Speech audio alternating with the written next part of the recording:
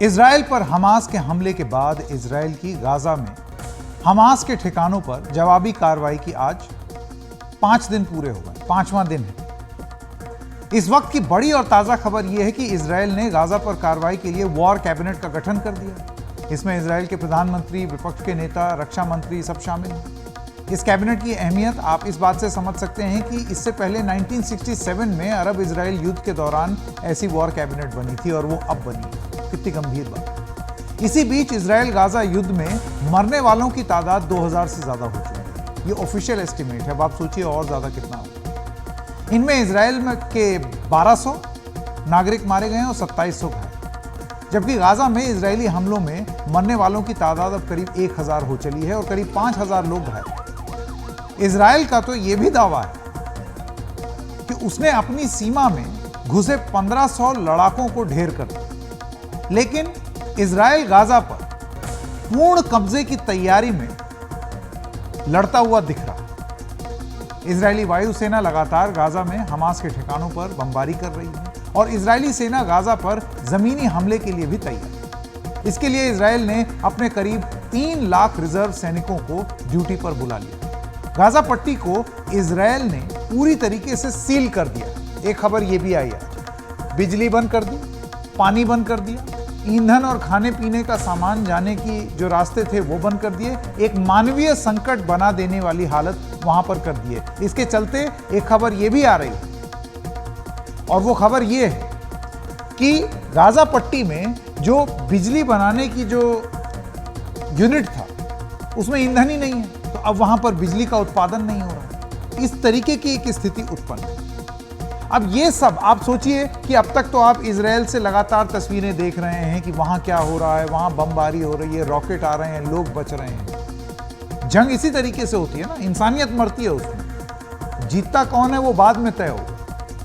लेकिन अगर ये तस्वीर इस तरफ है तो जरा आप सोच के देखिए कि उधर फिलिस्तीन में या गाजा में किस तरीके की तस्वीरें होंगी। इस बीच शुरुआत में हमदर्दी दिखा देने वाले बहुत सारे ऐसे देश, संयुक्त राष्ट्र, तमाम ऐसी एजेंसियां जो कि शुरुआत में इजराइल के साथ हमदर्दी दिखा रही थी, उनमें से कुछ अब इजराइल के इस रवैये के खिलाफ भी उठ खड़े हुए हैं या उनके बयान कुछ इस तरीके से हैं जो कि कड़ी निंदा कर रहे हैं। यूएन का तो हमने आपको बता ही दिया। इस बीच यूरोपियन यूनियन, जिसने शुरू में इजराइल पर हमास के हमले की बड़ी और कड़ी निंदा की थी, उसने ये कहा है कि गाजा की पूरी घेराबंदी वहां के लोगों के लिए ठीक नहीं है। हमास ने जो करतूत की उसका खामियाजा गाजा की आम जनता को भुगतना पड़ रहा है। यही वजह है कि गाजा के लोगों के लिए दुनिया की हमदर्दी अब बढ़ती हुई दिख रही है। इजराइल पर यह आरोप लग रहा है कि हमास पर उसकी कार्रवाई का कहर गाजा के बेगुनाह नागरिकों पर टूट रहा है।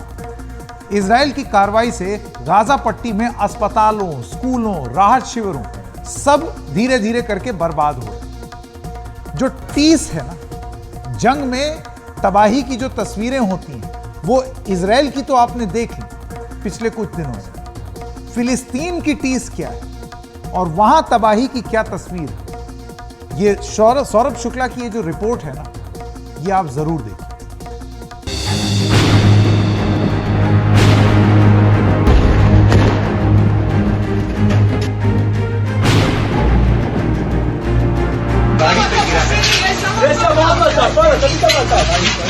Right now, this has been lit and it's completely gone now.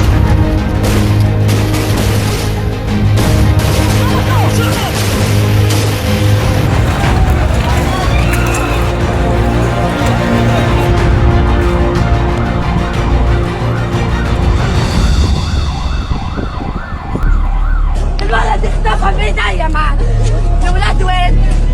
इस महिला की चीखें दिल दहला देने वाली। इनका 4 साल का बेटा इजराइल के हवाई हमले में मारा गया।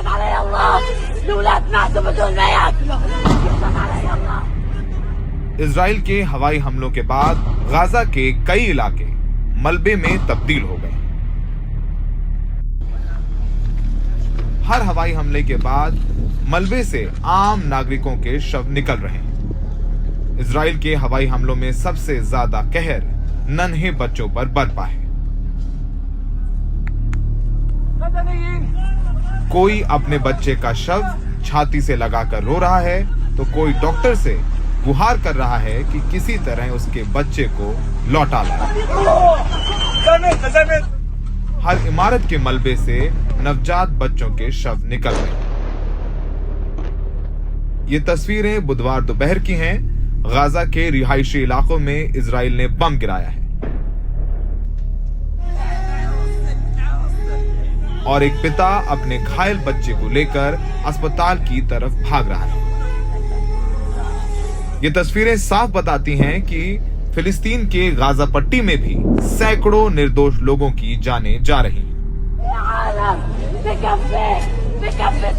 रोती हुई मां सवाल पूछ रही है कि उसका 3 साल का बेटा हमास में नहीं था तो इजराइल ने उसके बेटे की हत्या क्यों की।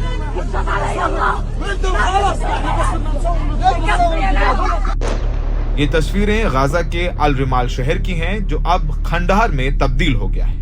इस बिल्डिंग में एक घर 60 साल के रियाज शाबान का भी था। रियाज शाबान बता रहे हैं कि कल रात 2 बजे उन्हें और यहाँ रहने वाले लोगों को तुरंत मकान खाली करने के लिए कहा गया और वो जब सुबह लौटे हैं तो सिर्फ उन्हें अपने घर की धूल ही मिली। فجأنا امبارح انه الاحتلال اتصل على بعض الجيران على 2 3 اخلوا المنطقه، اخذناها على اساس نرجع اليوم يعني نتفرج نشوف ايش في، برندة واقعه، شباك طاير، باب مخلوع. اتفاجأنا زلزال، اتفاجأنا بحجم دمار مهول।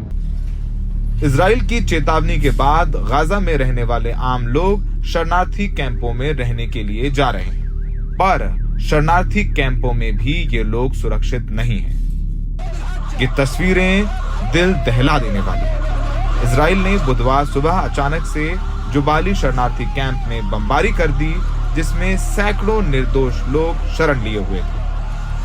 फिलिस्तीनी अधिकारियों के मुताबिक जुबाली कैंप में हुई इजरायली बमबारी में अब तक 155 निर्दोष लोगों की जान जा चुकी है। इन तस्वीरों को लफ्ज देने की जरूरत नहीं है। सवाल ये उठ रहा है कि इजराइल शरणार्थी कैंपों को क्यों निशाना बना रहा है जहां निर्दोष लोग अपने घरों के राख बन जाने के बाद शरण लिए हुए हैं। I have sent you a video about the massacre in Jabalia camp. And there is very, very heavy airstrike and bombing in Gaza City. Lots of casualties. The number up to now is 155 people. With the end of the day, we don't know exactly how much the number will be. Israel के हमले में Gaza में reporting कर रहे पत्रकारों की भी मौत हो रही है। शनिवार से लेकर अब तक इजरायली बमबारी में 6 पत्रकारों की मौत हो चुकी है। ये 2 पत्रकारों मोहम्मद शुभ और सईद अल तवील का जनाजा है जिनकी मौत इजराइल द्वारा गिराए हुए बमों से हुई।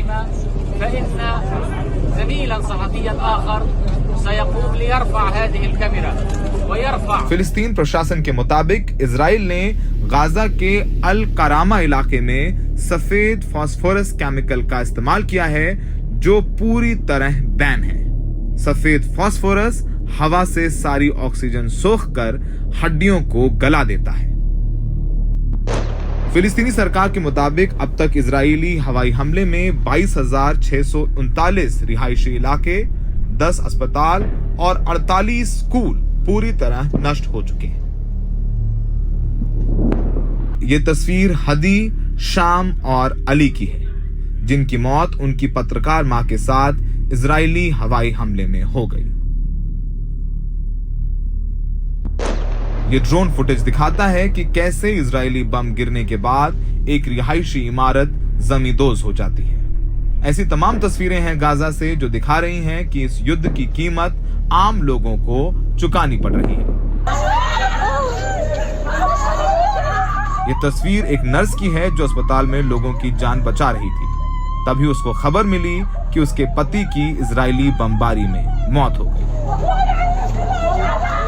फिलिस्तीन ने ताज़ा बयान जारी कर अंतर्राष्ट्रीय ताकतों से मदद मांगी है और कहा है कि इजराइल ने गाजा में पानी और बिजली लाइन बंद करके युद्ध अपराध किया है। बच्चे, बूढ़े, औरतें बेवजह मारे जा रहे हैं। सबसे बड़ा सवाल यह है कि यह खूनी संघर्ष कब रुकेगा, क्योंकि अब तक किसी बड़े देश ने पहल नहीं की है कि वो इजराइल और हमास के बीच बात करके शांति स्थापित करा दे। और जाहिर सी बात है कि इजराइल ज़्यादा मजबूत शक्तिशाली है तो कीमत गाजा में फिलिस्तीनियों को ज़्यादा चुकानी होगी। दिल्ली से सौरभ शुक्ला, NDTV इंडिया।